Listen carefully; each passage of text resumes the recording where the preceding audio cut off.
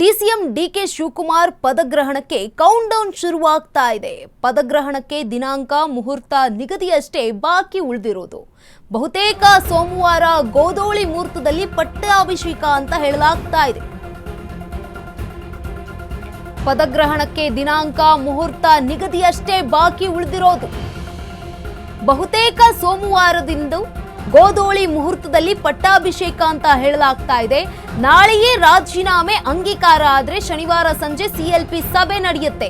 ಸಿದ್ದು ರಾಜೀನಾಮೆ ಅಂಗೀಕಾರ ತಡವಾದ್ರೆ ಭಾನುವಾರಕ್ಕೆ ಸಿಎಲ್ಪಿ ಸಭೆ ಮುಂದೆ ಹೋಗುತ್ತೆ.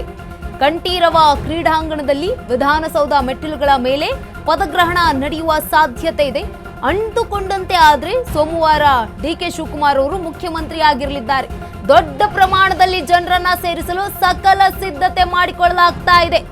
ತೆರೆಮರೆಯಲ್ಲಿಯೇ ಸಿದ್ಧತೆಯನ್ನ ಆರಂಭಿಸಿರುವಂತದ್ದು ಡಿಕೆ ಶಿವಕುಮಾರ್ ಅವರ ಟೀಮ್. ಡಿಸಿಎಂ ಡಿಕೆ ಶಿವಕುಮಾರ್ ಪದಗ್ರಹಣಕ್ಕೆ ಇದೀಗ ಕೌಂಟ್ ಡೌನ್ ಶುರುವಾಗಿರುವಂತದ್ದು. ಪದಗ್ರಹಣಕ್ಕೆ ದಿನಾಂಕ ಮುಹೂರ್ತ ನಿಗದಿಯಷ್ಟೇ ಬಾಕಿ ಉಳಿದಿರೋದು. ಬಹುತೇಕ ಸೋಮವಾರದಂದು ಗೋಧೋಳಿ ಮುಹೂರ್ತದಲ್ಲಿ ಪಟ್ಟಾಭಿಷೇಕ ಅಂತ ಹೇಳಲಾಗ್ತಾ ಇದೆ. ನಾಳೆಯೇ ರಾಜೀನಾಮೆ ಅಂಗೀಕಾರವಾದ್ರೆ ಶನಿವಾರ ಸಂಜೆ ಸಿಎಲ್ಪಿ ಸಭೆ ನಡೆಯುತ್ತೆ. ಸಿದ್ದು ರಾಜೀನಾಮೆ ಅಂಗೀಕಾರ ತಡವಾದ್ರೆ ಭಾನುವಾರ ಸಿಎಲ್ಪಿ ಸಭೆ ನಡೆಯುತ್ತೆ ಅಂತ ಹೇಳಲಾಗ್ತಾ ಇತ್ತು. ಇದೀಗ ಕಂಠೀರವ ಕ್ರೀಡಾಂಗಣ ಅಥವಾ ವಿಧಾನಸೌಧದ ಮೆಟ್ಟಿಲುಗಳ ಮೇಲೆ ಪದಗ್ರಹಣ ಆಗುವ ಸಾಧ್ಯತೆ ಇದೆ. ಜೊತೆಗೆ ಅಂದುಕೊಂಡಂತೆ ಆದ್ರೆ ಎಲ್ಲವೂ ಕೂಡ ಸುಸೂತ್ರವಾಗಾದ್ರೆ ಸೋಮವಾರ ಡಿಸಿಎಂ ಡಿಕೆ ಶಿವಕುಮಾರ್ ಅವರು ಸಿಎಂ ಆಗಿ ಪದಗ್ರಹಣ ಮಾಡ್ತಾರೆ. ತೆರೆಮರೆಯಲ್ಲಿಯೇ ಸಿದ್ಧತೆಯನ್ನ ಆರಂಭಿಸಿದ್ದಾರೆ DK Shivakumar and team. DCM DK Shivakumar ಅವರ ಪದಗ್ರಹಣಕ್ಕೆ ಇದೀಗ ಕೌಂಟ್ ಡೌನ್ ಶುರುವಾಗ್ತಾ ಇದೆ. ಪದಗ್ರಹಣಕ್ಕೆ ಈಗ ದಿನಾಂಕ ಮುಹೂರ್ತ ಒಂದೇ ಬಾಕಿ ಉಳಿದಿರೋದು. ಬಹುತೇಕ ಸೋಮವಾರ ಗೋಧೋಳಿ ಮುಹೂರ್ತದಲ್ಲಿ ಪಟ್ಟಾಭಿಷೇಕ ಮಾಡಲಾಗುತ್ತೆ ಅಂತ ಹೇಳಲಾಗ್ತಾ ಇದೆ. ನಾಳೆ ರಾಜೀನಾಮೆ ಅಂಗೀಕಾರ ಆದ್ರೆ ಶನಿವಾರ ಸಿಎಲ್ಪಿ ಸಭೆ ಆಗುತ್ತೆ. ಒಂದು ವೇಳೆ ಸಿದ್ದರಾಮಯ್ಯ ಅವರ ರಾಜೀನಾಮೆ ಅಂಗೀಕಾರ ಆಗುವುದು ತಡ ಆದ್ರೆ ಭಾನುವಾರಕ್ಕೆ ಈ ಒಂದು ಸಿಎಲ್ಪಿ ಸಭೆ ಮುಂದೂಡಿಕೆ ಆಗುವಂತದ್ದು. ಜೊತೆಗೆ ಕಂಠೀರವ ಕ್ರೀಡಾಂಗಣ ಅಥವಾ ವಿಧಾನಸೌಧದ ಮೆಟ್ಲುಗಳ ಮೇಲೆ ಈ ಒಂದು ಪದಗ್ರಹಣ ನಡೆಯುವ ಸಾಧ್ಯತೆ ಇದೆ.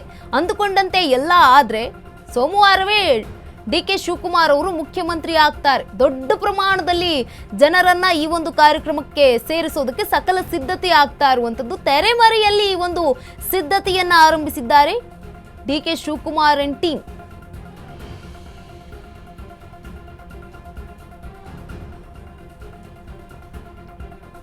ಪದಗ್ರಹಣಕ್ಕೆ ಇದೀಗ ದಿನಾಂಕ ಮುಹೂರ್ತ ನಿಗದಿ ಅಷ್ಟೇ ಬಾಕಿ ಉಳಿದಿರೋದು. ಬಹುತೇಕ ಸೋಮವಾರ ಗೋಧೋಳಿ ಮುಹೂರ್ತದಲ್ಲಿ ಒಂದು ಪಟ್ಟಾಭಿಷೇಕ ಆಗುತ್ತೆ ಅಂತ ಹೇಳಲಾಗ್ತಾ ಇದೆ. ನಾಳೆಯೇ ಒಂದು ವೇಳೆ ರಾಜೀನಾಮೆ ಅಂಗೀಕಾರ ಆದ್ರೆ ಶನಿವಾರ ಸಿಎಲ್ಪಿ ಸಭೆ ಆಗುತ್ತೆ.